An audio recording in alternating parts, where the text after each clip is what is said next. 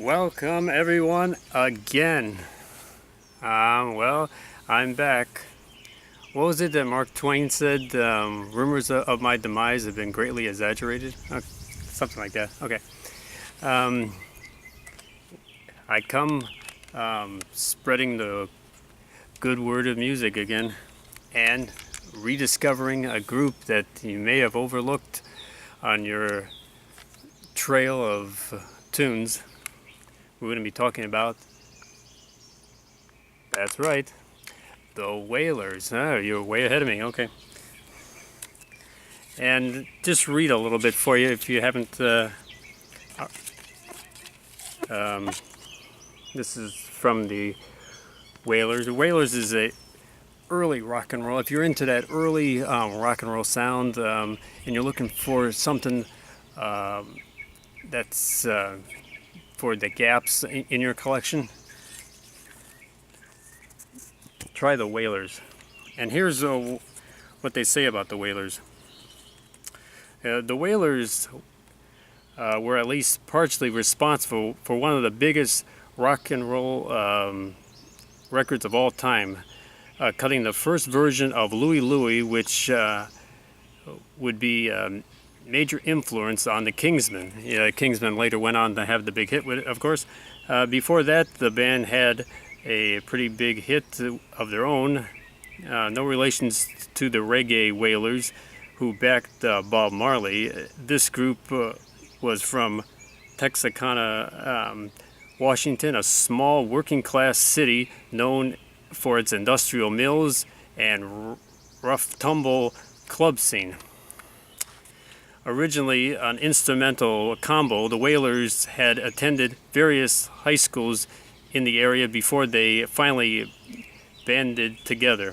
The group first began playing sometimes around 1957 and 58, so they were right around during the beginning of the early stage of rock and roll. So, featuring rhythmist, guitarist John Greek and Mike Burke, Richard Bengel and Mark Morrish, and Kent Morrill. I know I'm butchering these names probably. The first manager was Art Manio, said to be the uncle of Sal Mineo. Oh, Mark.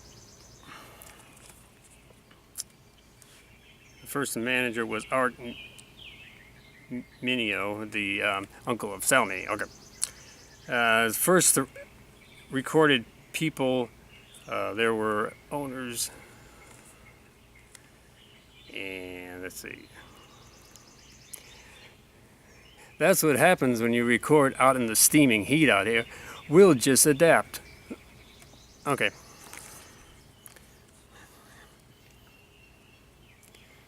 Okay. Their first manager, Art Mineo, said to be their uncle of Sal Mineo, who had some contacts with the record people in New York City. Record people where the owners of Golden Crest, a tiny label that signed them in 1959. When a representative of the company came to town, the group recorded what was essentially their live act in a small social hall. One of their own songs, Tall Cool One, was the band's first Golden Crest single. Issued in the summer of 1959 as Golden Crest, the number was credited to Dengel, Morrill, and Greek. The label was notable for the bright yellow design and a couple of red stripes. Are we all following along? There will be a test later, okay. The music was good, the catchy instrumental, and captured the immediate attention, and the attention-filled opening of the drums, piano, and guitar. Tall Cool One went into the top 40, and the band soon invited to appear on Dick Clark's American Bandstand. They are also a follow-up debut on the Golden Crest, which charted into the late summer of 1959 when they did very well in the band's Northwest territory to prove that to be only a minor national hit. I should have waited until it was a lot hotter out here. Okay. While the group was going through some membership changes, losing original guitarist John Greek, their label continued to issue product, including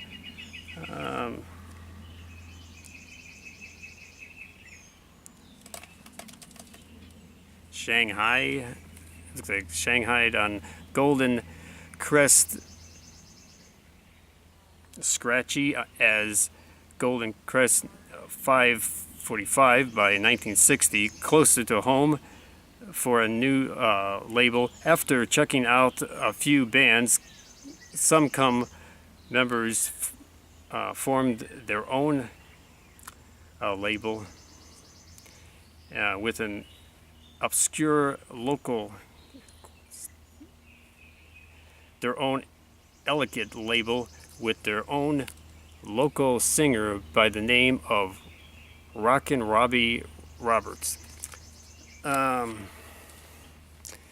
Yes. Let's see. Now in charge of their destiny, the bands needed a new single for their new label, and they turned to the rhythm and blues oldies of Los Angeles singer Richard Berry. The member of the LA-based Mexican band called Ricky Rivera and the Rhythm Rockers.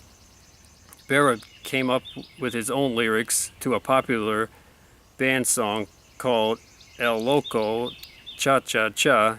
He called the new song Louie Louie and used the hypnotic Caribbean beat to keep it moving.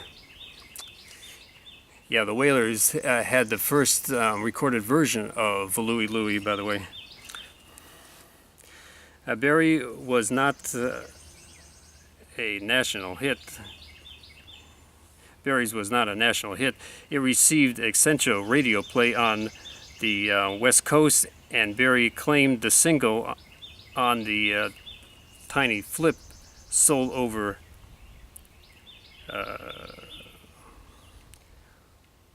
130,000 copies in 1956. That's a lot of copies back then. I mean, hey, that's a lot of copies now. A simple but catchy song became a famous of many youthful bar bands, including the Wailers, who played it a bit harder than some other groups, working with Robert, who said to have found his own copy of the single in a bargain bin. The band cut Louie Louie in 1961, and it was issued as Eloquent One. Credited to Rockin' Robin Roberts, the disc was popular in Northeast and was even picked up by Liberty Records for national distribution. It may not have been the hit, but it was a huge influence on a numerous bands in their state. One of the groups, the Kingsmen, who cut a record about the same time as Paul Revere and the Raiders, the Kingsmen's version went on to sell millions and become one of the most popular rock anthems of all time. Meanwhile, the Wailers continued to record, cutting a number of things for their own label. Liberty declined to work with them. They included Stomping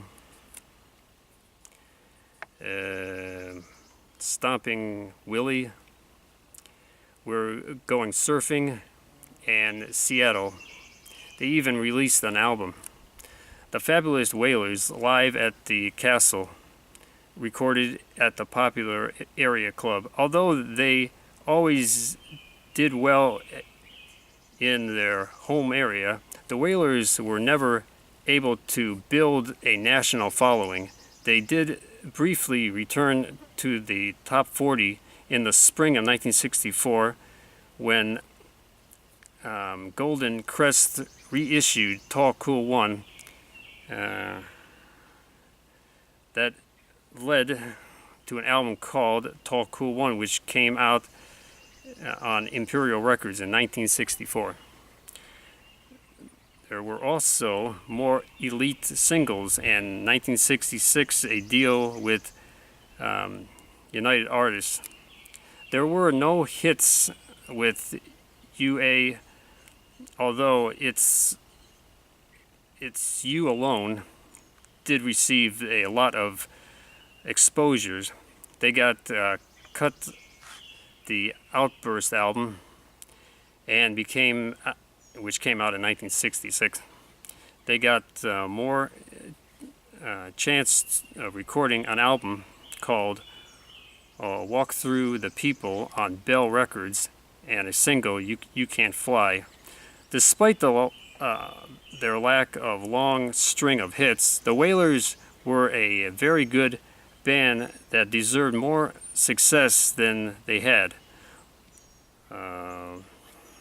Tall Cool One is still heard on oldies radios, and they proved to be important link to a long chain of Louie recordings that resulted to the Kingsmen massive hit. The album shows the Wailers should have been more than a one-hit wonder.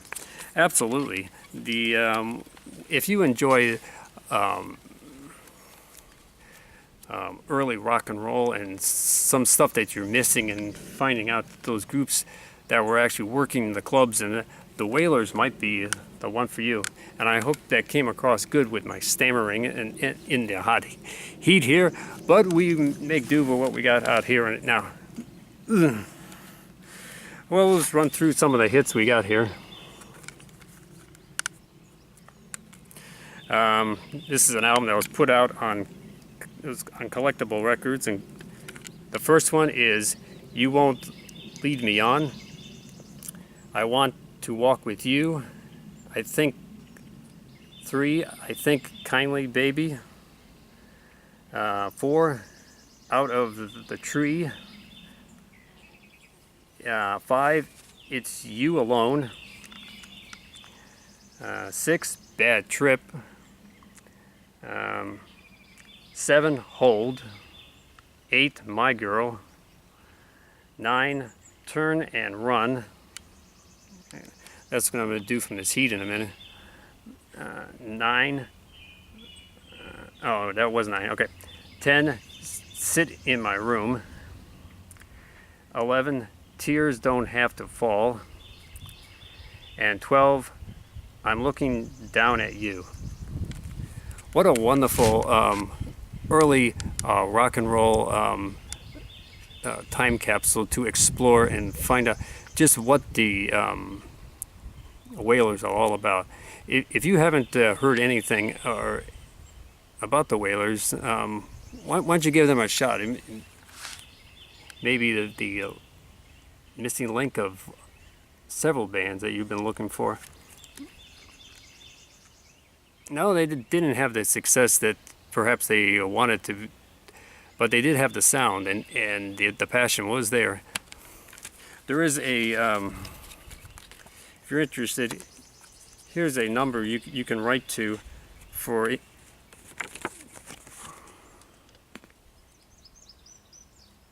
And if you see that,